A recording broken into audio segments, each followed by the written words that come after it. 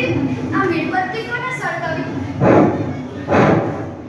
મને આ મીણબત્તી બિલકુલ પસંદ નથી, કેમ કે આ મીણબત્તીના કારણે જ મને ન્યાય નથી મળ્યો. તમે મને ઓળખો છો? હું કોણ છું? હું એક અકસ્માતનો ભોગ બનેલી દીકરી છું. મને મારો અકસ્માત થયો ત્યારે આ જનતાએ, આ પબ્લિકે કેન્ડલ માર્ચ કરી અને 24 કલાક સુધી આ કેન્ડલ માર્ચ ચલાવી અને કેન્ડલ માર્ચ ચલાવ્યા પછી એ મુદ્દાને દબાઈ દેવામાં આવ્યો, જેથી મને આજ સુધી ન્યાય ના મળ્યો. હું ન્યાય માટે તરસતી રહી. આ કેન્ડલ માર્ચના કારણે આજ સુધી મને ન્યાય ન મળ્યો. આ કેન્ડલ માર્ચ હવે બંધ કરો, બંધ કરો. અને જે છોકરીઓ, જે ભારતની દીકરીઓ આ અકસ્માતનો ભોગ બને છે, તેમને આ કેન્ડલ માર્ચની જગ્યાએ સરકાર દ્વારા ન્યાય અપાવો અને નરાધમીઓને ફાંસીની સજા અપાવો, જેથી અમારા જેવી દીકરીઓ જે અકસ્માતનો ભોગ બને છે તેમને ન્યાય મળે. અમારે ન્યાયની જરૂર છે. અમારે કોઈ કેન્ડલ માર્ચની જરૂર નથી.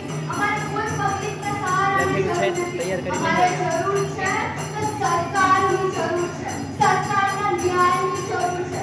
અમારે એ ન્યાય જોઈએ છે અને આ નરાધમીઓને ફાંસીની સજા અપાવો અને એ ફાંસીની સજા દ્વારા જ અમને શાંતિ મળશે. અમારી આત્મા જે ન્યાય માટે તરસી રહી છે એ પરમ શાંતિ પામશે. અકસ્માતનો ભોગ કેટલી દીકરીઓ બને છે. આવતા જતા અત્યાચાર, અકસ્માત આવી દીકરીઓ સાથે બહુ જ થાય છે, પણ આપણે અત્યાચાર રોકવા પડશે. તે અત્યાચાર વિરુદ્ધ અવાજ ઉપાડવી પડશે, પણ કોઈ આ અત્યાચાર વિરુદ્ધ અવાજ ઉપાડતું નથી. કોઈ અત્યાચારો પર ધ્યાન આપતું નથી. કેમ આવું થાય છે? કેમ કે જે અત્યાચાર કરે છે ને એ કોઈ જેવા તેવા માણસો નથી. એ કોઈ ડોક્ટર હશે, કોઈ પોલીસ છે, કોઈ શિક્ષક હશે. એવા દ્વારા અમારા ઉપર અત્યાચાર થવા માંગે છે અને એ અત્યાચાર થાય છે ત્યારે આ લોકો પૈસા ખવડાવે છે અને પૈસા ખવડાવ્યા પછી આ મુદ્દા દબાઈ જાય છે, જેથી આજ સુધી કોઈ પણ એવી દીકરી નથી જેને ન્યાય મળ્યો છે.